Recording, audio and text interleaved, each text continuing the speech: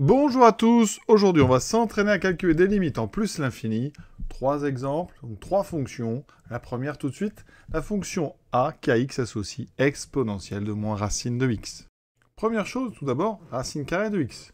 On sait que, eh bien, quand x devient très très grand, donc quand x, on va le faire tendre vers plus l'infini, eh bien la racine carrée de x, elle aussi tend vers plus l'infini.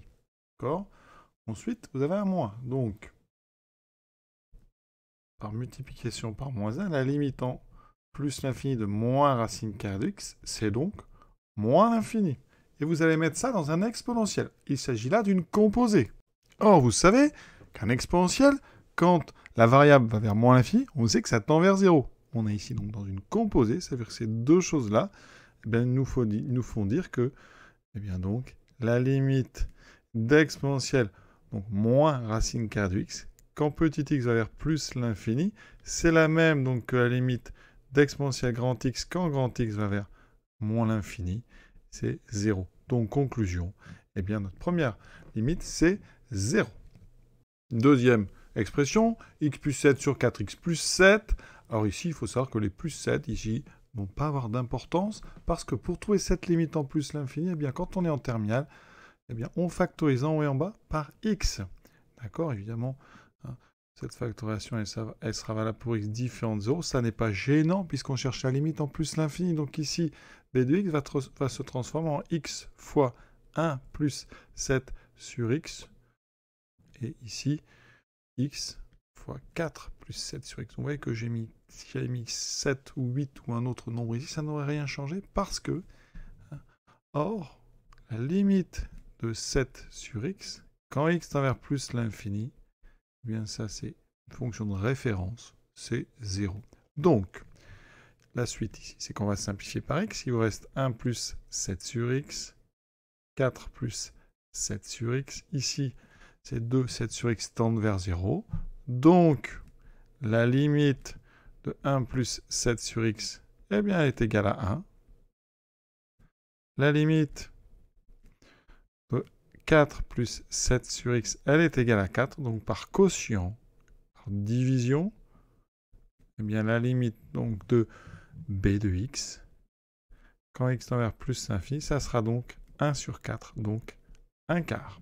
Sachez qu'il existe un théorème qui n'est pas au programme de terminale, mais qui existe pour faire ces exercices beaucoup plus rapidement. Quand on a comme ça des polynômes, eh bien, la limite de b de x en plus l'infini, eh bien, c'est la limite du rapport des termes de plus haut degré.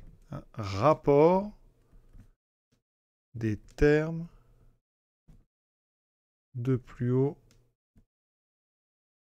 degré. Donc ici, la limite de b de x en plus l'infini.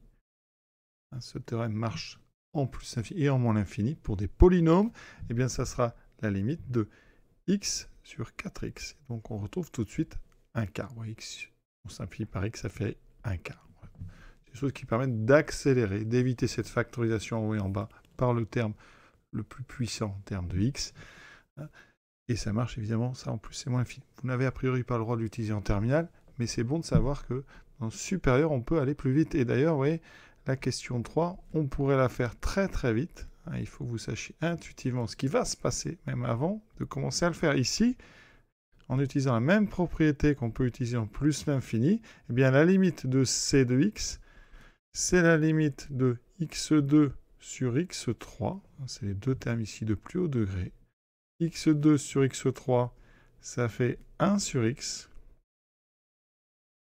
Donc la limite qu'on va trouver, c'est 0. Comment le fait-on en terminale? Eh bien, on factorise en haut par x2, en bas par x3. Donc ça fait 1 plus 5 sur x2. Ici, ça fait 1 moins 1 sur x3. Évidemment, ceci, vous pouvez le faire pour x différent de 0. Vous voyez bien qu'ici, x2, x3 se simplifie, reste 1 sur x, d'où l'idée de la propriété donc sur le rapport des termes de plus haut degré qui va donner la même limite que 1 sur x, parce qu'ici, dans nos parenthèses, eh bien, il se trouve que limite de 5 sur x carré, c'est 0. C'est bien pour ça qu'on a factorisé par le terme le plus fort, pour avoir ici des limites 0. C'est égal aussi à la limite de 1 sur x3. En plus l'infini, ça donne aussi 0. Donc par quotient, eh bien, cette partie ici va tendre en haut vers 1, en bas vers 1, ça tendra vers 1. Il restera ici. Donc 1 sur x qui tend vers 0, en plus infini. Donc on aura 0 fois des choses qui tendent vers 1, ça fera 0. On écrirait limite donc, du rapport ici qui est égal à 1. Ensuite on multiplie par 1 sur x qui tend vers 0. Donc par produit, la limite de c de x quand x tend vers plus infini, ça sera donc 0. Donc voici première recherche de limite en plus l'infini. Voilà, à très bientôt pour la suite. Et pour ceux que ça intéresse, voici ce qui nous attend. Donc les fonctions d et e avec sinus x sur x et cos x carré exponentielle moins x, un petit peu plus dur. À très bientôt.